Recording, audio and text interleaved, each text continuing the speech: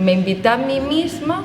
a explorar mi memoria física, que es aquello que está guardado en algunas partes de mi cuerpo, y de qué forma escuchar eso y crear esa conversación conmigo, hasta qué puntos me puede llevar.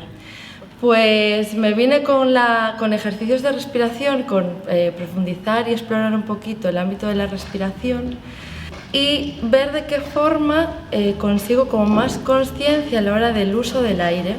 de cómo trabajo el almacenamiento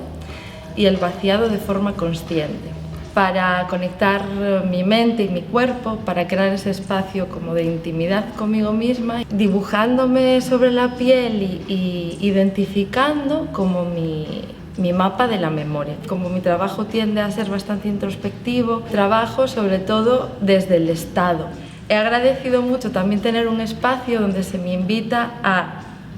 investigar y evadirme en movimiento sin tener que pensar en una muestra o en fijar algo, ¿no? Entonces me he permitido a mí la libertad de, con muchísima tranquilidad, de escucharme y de ir por unos puntos que quizás si lo hubiese todo como marcado mucho antes, no hubiese llegado hasta ellos.